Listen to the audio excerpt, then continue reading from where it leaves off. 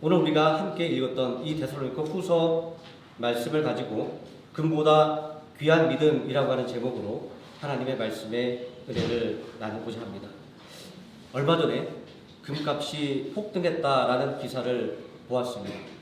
세상이 혼란할수록 이 금의 가치가 점점 더 올라가는 것 같습니다. 이 금이 사람들에게 이렇게 가치를 인정받는 것은 아마 그것이 가지고 있는 희소성 때문에 그럴 겁니다. 그리고 변하지 않는 속성 때문에 그럴 것입니다. 금하면 우리의 머릿속에 각인되어 있는 것이 있습니다. IMF 때 우리가 그 외환위기를 극복하기 위해서 집에 고이 감춰놓았던 금부치들을 들고 나와서 금을 모았던 그 일들 말입니다. 나라가 가지고 있는 큰 부채에 비하면 극히 일부분에 지나지 않았지만 그러나 사람들이 가장 아끼고 귀하게 생각하는 것들을 들고 나왔을 때 그 금의 그 귀한 가치들을 우리는 체험할 수가 있었기 때문입니다. 시대를 넘어서 이 금은 항상 그 가치를 인정받아 왔습니다. 옛날에도 금이 귀했고 지금도 귀합니다. 아마 앞으로 미래에도 이 금의 가치는 변함이 없을 것입니다. 그것의 희소성과 그리고 불변성으로 인해서 말입니다.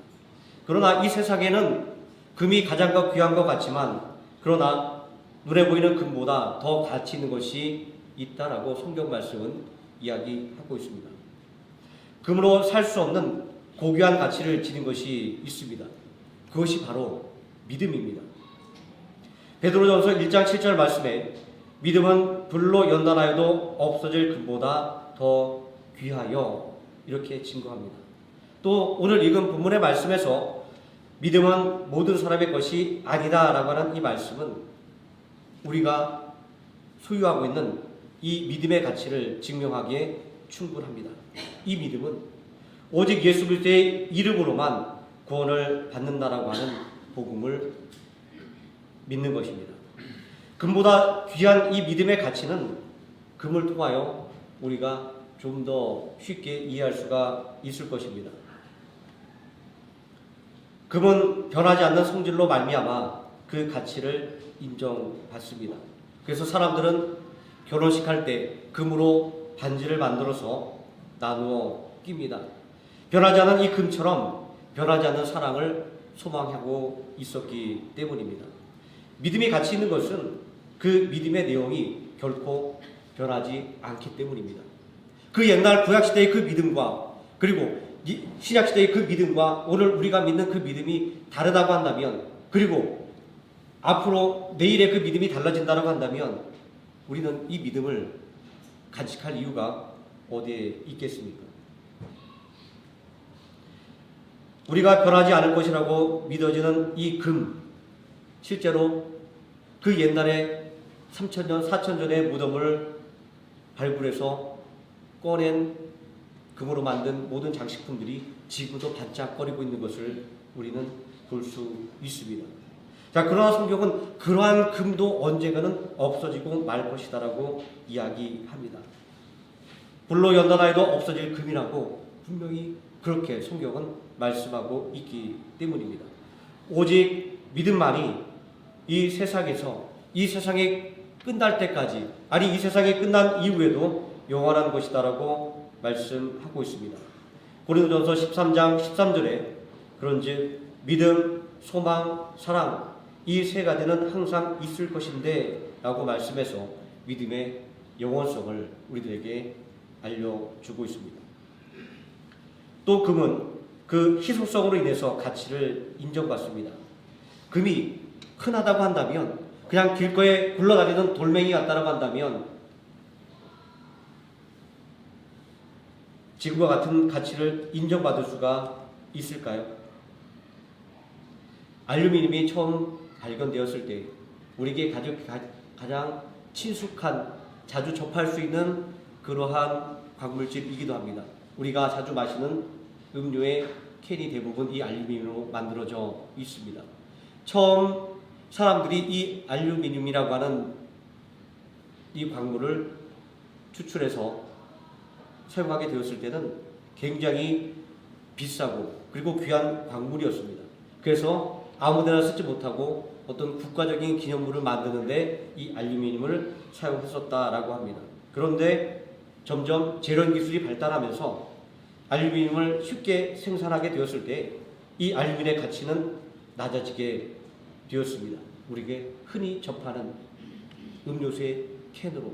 그런데 더 놀라운 사실은 저는 인터넷에 어느 글에서 보게 되었습니다. 많은 자원들을 재활용을 하는데 이 알루미늄 캔을 재활용을 하는 것보다 차라리 땅을 파서 그 광물을 캐어서 알루미늄을 재련해서 새로운 제품을 만들어내는 것이 더 싸다라고 하는 충격적인 이야기입니다.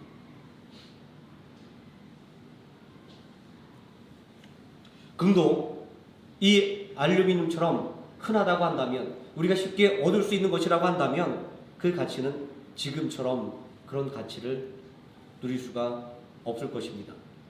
저 아프리카 어느 오지에 금을 캐서 먹고 사는 사람들이 있는데, 여기는 금이 얼마나 흔한지 금이 그 값을 하지 못한다고 합니다. 라면 한 박스를 사려면 약 3g의 금을 주고 살 수 있다고 합니다. 옛날 돌반지 하나의 그 무게입니다. 금이 흔하다고 한다면 금은 그 가치를 인정받을 수 없다라고 하는 것을 알 수가 있습니다.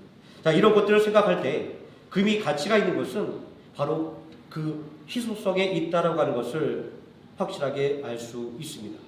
마찬가지로 이 믿음이 더욱 가치 있는 것은 이 믿음이 희소성을 가지고 있기 때문입니다. 오늘 말씀에도 분명히 말하지 않습니까? 믿음은 모든 사람의 것이 아니다 라고 단언을 합니다. 어떤 사람들은 여기에 반론을 제기하기도 합니다. 그러나 냉정하게 판단해 볼 때 이 믿음은 모든 사람이 다 소유한 것은 결코 아닙니다. 우리 주변을 한번 둘러보시기 바랍니다. 여전히 하나님을 알지 못하는 사람들, 여전히 복음을 거부하는 사람들이 얼마나 많이 있습니까?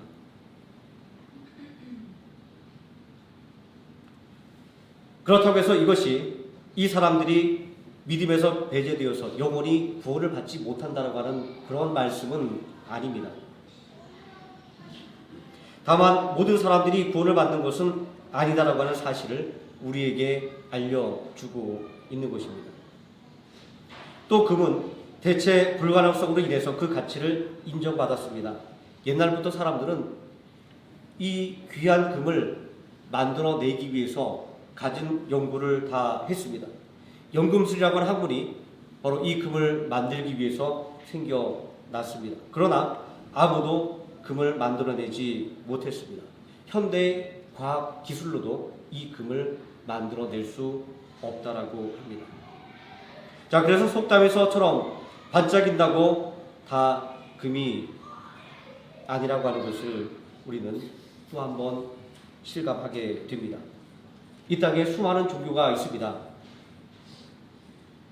그러나 우리를 구원에 이르게 하는 분은 오직 예수 그리스도 한 분 외에는 없습니다. 수많은 종교가 자신들이 진리라고 이야기합니다.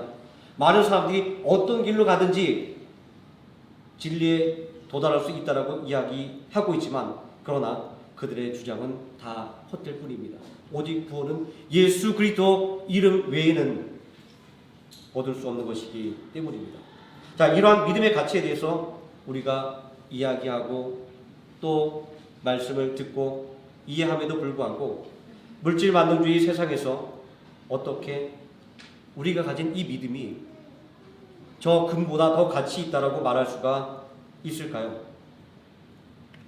그것은 먼저 금이 가지고 있는 한계성 때문에 우리의 믿음이 금보다 더 귀하다라고 말씀을 할 수가 있는 것입니다. 금이 아무리 가치가 있다고 하지만 금은 단지 우리들의 육신의 욕구를 채우는 데만 도움을 줄 뿐입니다. 우리를 하나님 앞에 온전하게 세우는 데는 그다지 도움이 되지 못하기 때문입니다. 마가복음 10장에 보면 영생에 대한 관심으로 예수님을 찾아왔던 부자 청년이 있었습니다. 그러나 하늘의 보화를 쌓으라는 예수님의 말씀에 예수님을 찾아왔던 이 부자 청년은 재물이 많음으로 근심하며 떠나갔다라고 말씀하고 있습니다. 자, 이 청년의 이야기를 통해서 이 금이 오히려 우리의 영이 하나님을 바라보지 못하게 만드는 장애물이 될 수도 있다라고 하는 것을 알 수 있습니다. 믿음이 금보다 가치 있는 것은 믿음을 통해서 구원을 얻게 되기 때문입니다. 이 믿음을 통해서 영원한 생명을 얻게 되기 때문입니다. 구원이라고 하는 것은 우리의 노력을 통해서 얻을 수 있는 것은 아닙니다. 그렇다고 해서 우리가 가진 재물을 가지고 살 수 있는 것도 아닙니다. 구원은 오직 예수 그리스도를 구주로 믿는 믿음을 통해서 하나님의 은혜로 말미암아 선물로 받는 것이기 때문입니다. 요한복음 3장 16절에 하나님이 세상을 이처럼 사랑하사 독생자를 주셨으니 이는 저를 믿는 자마다 멸망치 않고 영생을 얻게 하려 하심이라. 예수 그리스도를 믿는 믿음이 구원을 얻게 하는 것임을 분명하게 성경은 증거하고 있습니다.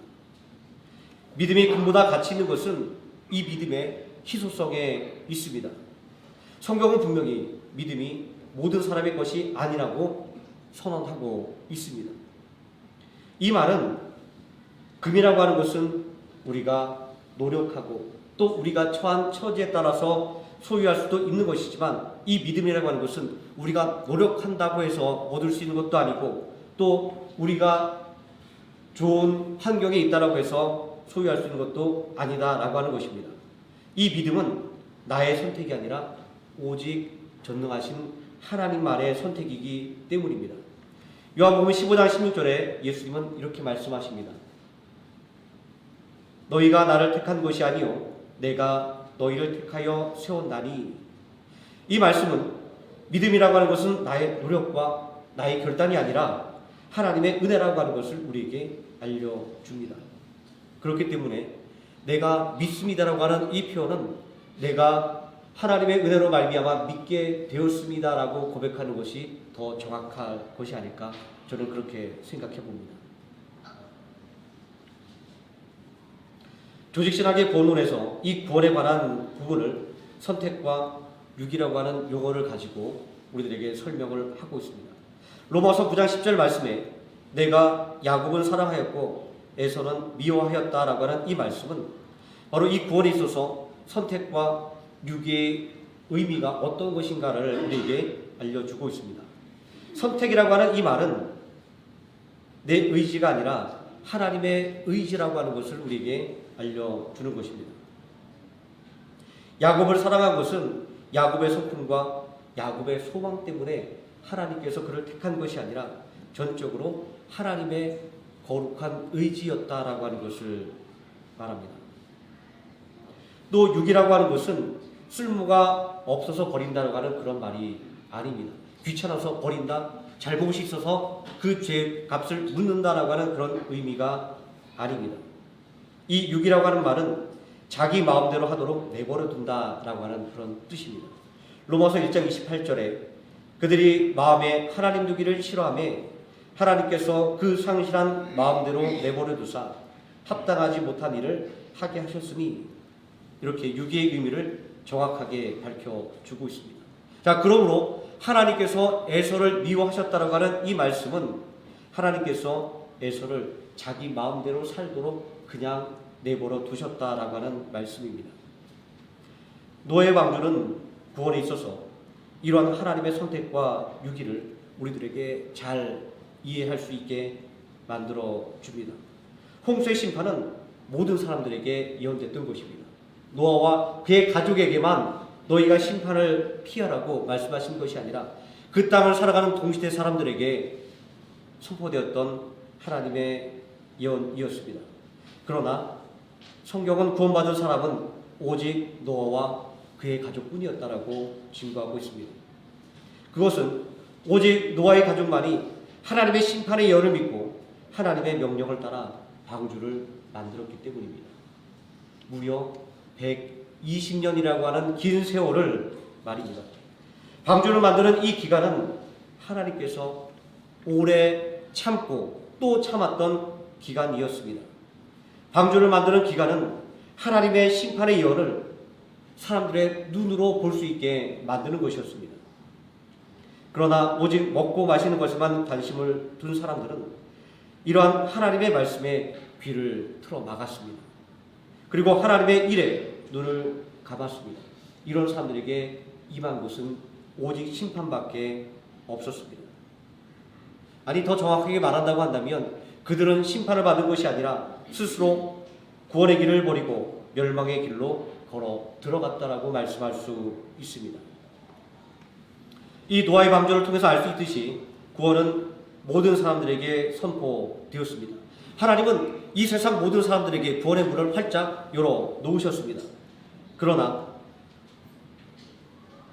모든 사람이 이 구원의 선포에 귀를 기울이는 것은 아니었습니다. 구원의 문으로 모든 사람이 들어가는 것은 아니었습니다. 이 구원은 오직 하나님의 말씀에 기울이는 사람들만이, 또 구원의 문을 향해서 발걸음을 옮기는 사람들만이 하나님의 은혜로 말미암아 얻는 것이었습니다. 하나님의 말씀에 순종한 노아와 그의 가족처럼 말입니다. 하나님은 세상을 사랑하셔서 독생자를 주셨습니다. 예수님이 이 땅에 오신 것은 우리뿐만이 아니라 하나님을 알지 못하는 세상의 모든 사람들까지도 다 구원하기 위함이었습니다. 예수님이 십자가를 지었던 것은 이 세상의 모든 사람들의 죄 때문이었습니다. 자, 그러나 그럼에도 불구하고 이 땅의 모든 사람이 구원의 의뢰를 누리고 살아가지 못합니다. 오직 예수 그리스도를 믿는 사람만이 구원을 받게 되기 때문입니다. 예수 그리스도를 믿지 않는 사람들은 구원과 전혀 상관없는 사람들입니다. 그러므로 이 믿음은 모두의 것이 아니라 오직 택함의 은혜를 받은 사람들의 것인 것입니다. 예수님은 너희가 나를 택한 것이 아니요 내가 너희를 택하여 세운 것이라고 말씀하시고 있기 때문입니다. 이런 것들을 우리가 생각해 본다고 한다면 우리가 예수님을 그리스도, 다시 말해서 우리의 구원자로 믿고 따르는 것이 얼마나 큰 하나님의 은혜인가라고 하는 것을 우리는 알게 됩니다. 사람들은 금을 귀하게 여깁니다. 베트남 사람들이 신주단지를 귀하게 모시듯이 아주 귀하게 모십니다. 금을 안전하게 보관하기 위해서 튼튼한 금고를 사다가 집에 놓고 그 금고 안에 넣어두기도 합니다. 또 그것도 걱정이 되면 은행에 가지고 가서 은행의 금고 속에 맡겨 놓습니다. 국가도 그러합니다.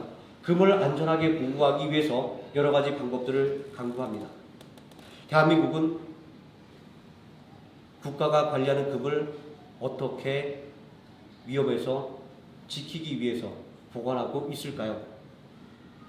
제가 쭉 자료를 찾아보니까 대한민국은 지정학적인 위험에서 금을 안전하게 보호하기 위해서 대한민국 안에 보관하는 것이 아니라 저 멀리 영국의 영란은행의 금고에 보관하고 있다라고 합니다. 실제로 6.25 때 너무 급하게 폐해서 피난 갈 때 그 금을 미처 옮기지 못해서 북한군에게 금을 탈취했던 그런 역사가 있었다라고도 합니다. 자, 사람들은 이처럼 귀하게 여기는 금을 지키기 위해서 최선의 노력을 다합니다. 그러나 금보다 더 귀한 믿음을 소유한 우리는 이 믿음을 지키기 위해서 어떠한 노력을 하고 있나요? 교리의 논리성을 따진다라고 한다면 한 번 받은 구원은 상실될 수 없으므로 신경 쓰지 않아도 되는 것일까요? 그렇지 않습니다. 분명히 구원받은 사람을 하나님께서 지켜주십니다. 그래서 그 구원을 상실하지 않도록 하나님께서 이끌어주시고 보호해 주십니다. 자, 그러나 실제의 삶에 있어서는 이 믿음의 상실의 위험성이 항상 우리 주변에 있습니다. 성경도 이런 사실을 지적하고 있습니다. 히브리서 6장 4절 이하에 구원받은 사람이 타락하여 그 믿음을 상실할 가능성이 있음을 말하고 있습니다. 하나님의 선한 능력과 선하심을 맛보고도 타락한 자들은 다시 새롭게 하여 회개할 수 없나니 라고 말입니다. 자, 회개할 수 없다라고 하는 이 회개의 불가능성이 시사하는 것은 무엇입니까? 구원받을 수 없다라고 하는 절망적인 상황을 우리들에게 알려주고 있는 것입니다. 그렇기 때문에 예수 그리스도를 믿음으로 말미암아 구원받은 우리는 이 믿음을 굳건하게 지키기 위해서 노력해야 되는 것입니다. 실제로 이단의 유혹에 빠져서 믿음의 길에서 이탈하는 사람들이 얼마나 많이 있습니까? 또 믿음의 실족으로 인하여 교회를 떠나는 사람들이 또 얼마나 많이 있습니까? 마귀는 우주사자와 같이 믿는 자를 삼키려고 두루 찾아다니고 있습니다. 바로 이러한 영적인 현실이 우리가 믿음을 더욱더 굳게 지키기 위해서 노력해야만 하는 이유입니다. 자, 그렇게 생각한다고 한다면 어떻게 하는 것이 이 금보다 귀한 믿음을 지키는 것일까요? 금보다 귀한 믿음을 지키는 방법은 그 무엇보다도 기도입니다. 오늘 우리가 읽은 이 본문의 말씀은 기도에 관해서 우리에게 이야기해 주고 있습니다. 위대한 하나님의 종 바울과 그의 동력자들이 자신들을 위한 기도를 부탁하고 있습니다. 누구보다도 영감 있는 기도를 했던 사람, 누구보다 기도의 능력을 체험했던 이 바울이라고 하는 사람이 다른 사람들에게 기도를 부탁하고 있는 것은 참 낯설기만 합니다. 그러나 그럼에도 불구하고 그가 기도를 부탁하고 있었던 것은 기도 없이는 하나님의 복음을 전하는 일을 수행할 수 없었기 때문입니다. 그러므로 이렇게 기도를 부탁합니다. 우리를 위하여 기도하기를 주의 말씀이 너희 가운데서와 같이 퍼져나가서 영광스럽게 되게 해달라고 부탁하고 있는 것입니다. 복음의 역사는 사람의 열심으로 이룰 수 있는 것이 아닙니다. 또 이 복음의 전파는 사람의 계획을 통해서 이루어지는 것도 아닙니다. 복음의 역사는 오직 성령의 능력으로 말미암아 일어나는 것이기 때문입니다. 그렇게 이 복음의 역사를 이루기 위해서는 반드시 기도가 필요한 것입니다. 또 이 위대한 하나님의 종이 기도를 부탁하고 있는 이유는 기도 없이는 고난 가운데 자신들이 그 믿음을 지킬 수 없기 때문이다라고 이야기하고 있습니다.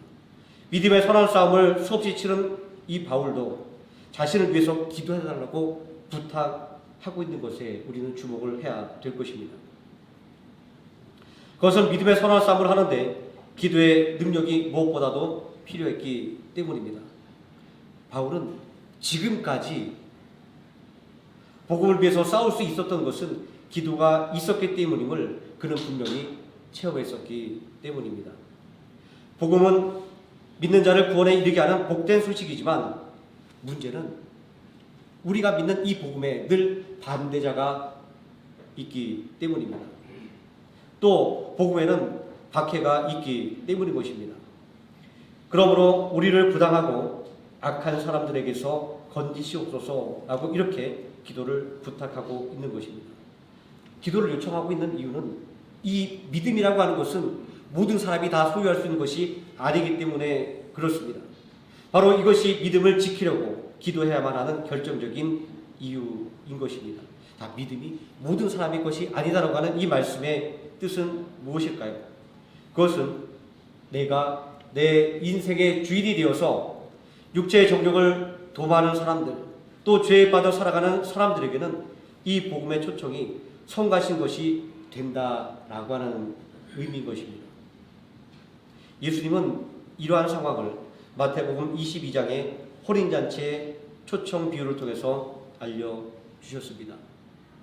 어떤 왕이 그 아들을 위해서 혼인잔치를 베풀고 사람들을 초청했습니다. 그런데 이 초대를 받은 사람들은 이렇게 거절합니다. 죄송합니다. 제가 너무 바빠서. 제가 농과 밭에 나가서 할 일도 많고요. 제가 소를 새로 샀으니까 안 됩니다. 저는 장가가고 시집가야 되기 때문에 제가 바빠서 참여할 수가 없습니다. 라고 말입니다. 이렇게 세상 일에 몰두하는 사람들에게는 복음의 초청이 자신의 일에 방해가 될 뿐이라고 생각한다라고 하는 것입니다. 그렇기 때문에 이런 생각을 가진 사람들은 이 잔치에 참여할 수가 없었던 것입니다. 자, 그런데 바빠서 이 잔치에 참여할 수 없는 것을 끝나는 것이 아니라 문제는 이 초청을 거절할 때, 하나님의 복음의 초청을 거절하게 될 때에 심판을 받게 된다라고 하는 것입니다.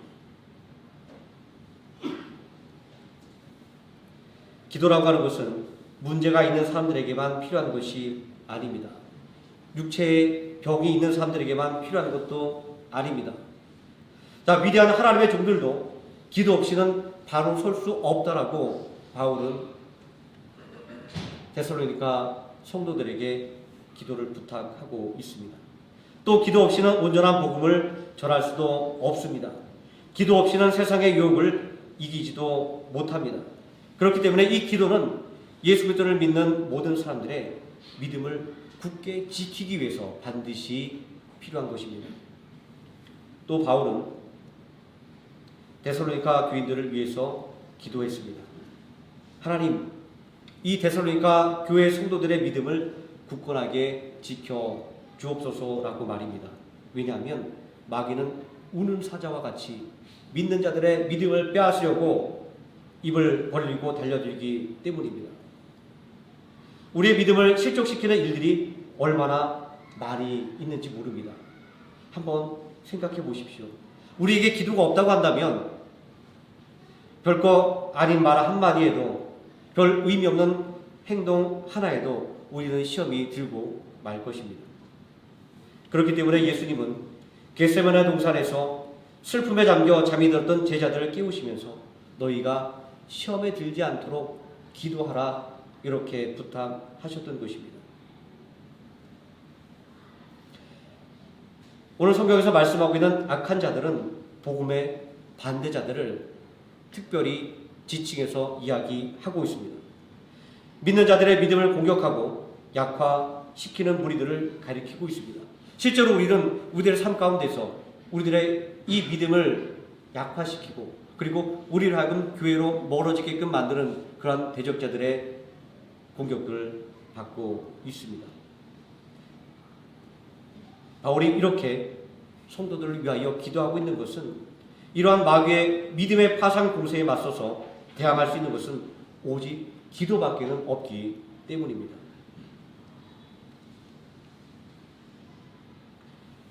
바울이 데살로니가 교회를 위해서 이렇게 기도할 수 있었던 근거는 무엇일까요? 또 거꾸로 데살로니가 교회 성도들에게 자신을 위해서, 복음을 위해서 기도해달라고 부탁할 수 있었던 이유는 어디에 있었을까요? 그것은 하나님의 능력에 대한 확신과 하나님의 속도에 대한 확신이 있었기 때문입니다. 하나님은 전능하신 분입니다. 하나님은 진실하신 분입니다. 오늘 3절 말씀에 하나님은 미쁘사라고 말씀하고 있습니다. 주님이 미쁘다라고 하는 이 표현은 예수님이 진실하신 분, 믿을 수 있는 분이라고 하는 이러한 뜻입니다. 바로 이러한 하나님께서 믿는 자들에게 필요한 것을 공급해 주시겠다라고 약속해 주셨기 때문에 바울은 데살로니가 교인들에게 하나님께서 시련과 유혹을 견뎌낼 수 있는 힘을 주시고 또 원수들의 공격으로부터 보호해 주실 것임을 확신할 수 있었기 때문에 기도했고 또 기도를 요청했던 것입니다. 이런 점들을 살펴볼 때 우리가 금보다 귀한 믿음을 지키고 복음을 전하기 위해서는 무엇보다 기도가 필요하다라고 하는 것을 알 수 있습니다. 자, 그런데 이 기도는 어떠한 특별한 사람에게만 필요한 것이 아닙니다.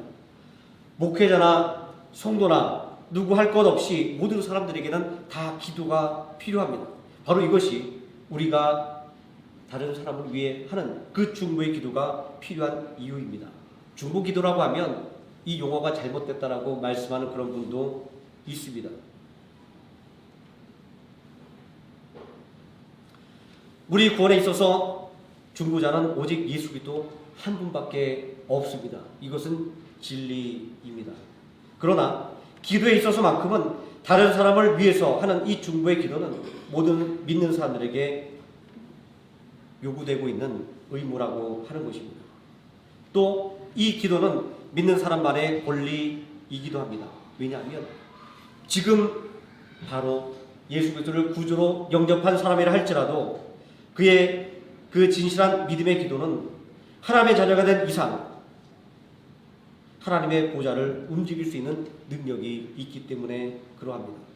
야고보서 5장 15절 이하의 말씀은 이렇게 증거합니다. 믿는 자의 기도는 병든 자를 구원하며 믿음의 간구는 역사하는 힘이 크다라고 말입니다. 우리 그리스도인들이 기도 없이 힘을 쓸 수 있다고 생각한다면 그것은 잘못된 생각입니다. 나는 기도 없이도 성공할 수 있다고 생각한다면 그것 또한 잘못된 생각입니다. 우리 그리스도인들에게 있어서만큼은 기도 없이 되는 일이 없음을 기억해야만 합니다.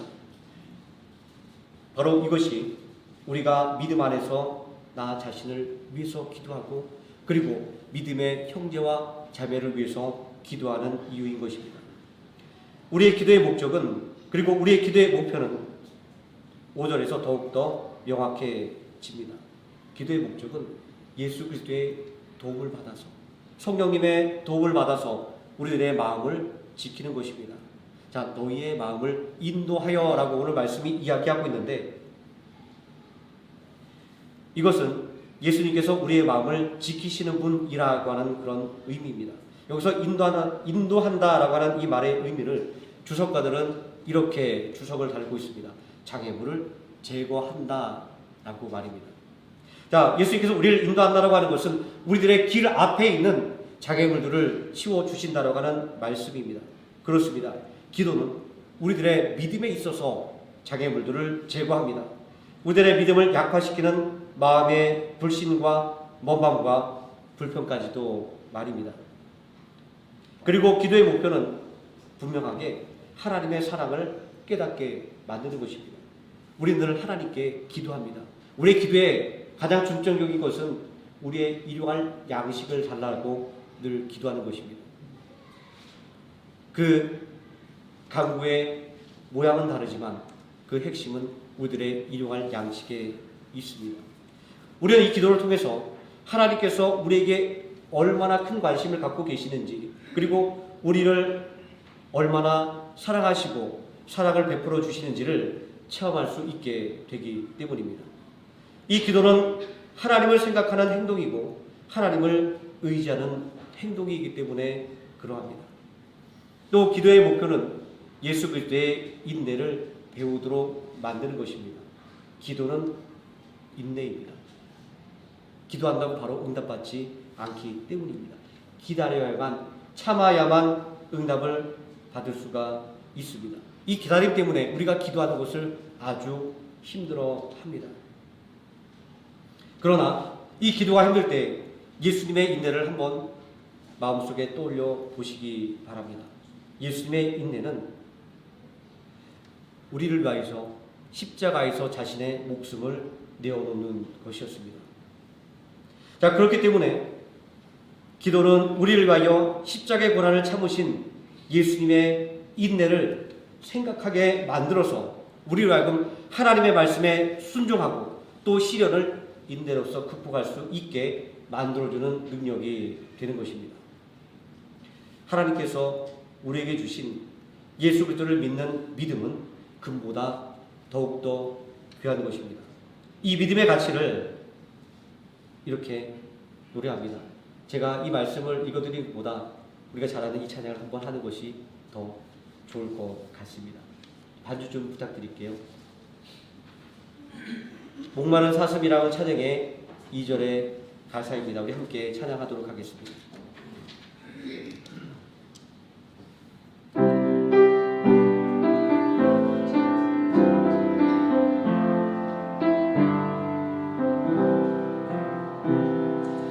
근본아 귀한 나의 주님 내게 만족 주신 주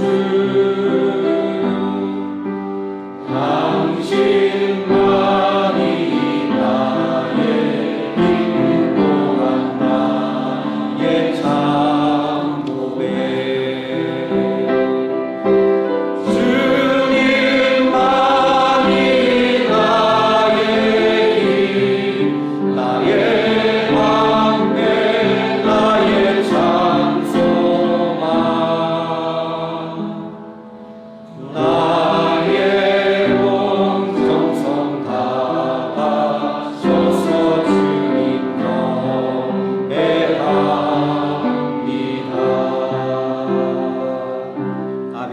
이 찬양의 고백이 우리들의 믿음의 고백이 되기를 예수님의 이름으로 축원드립니다.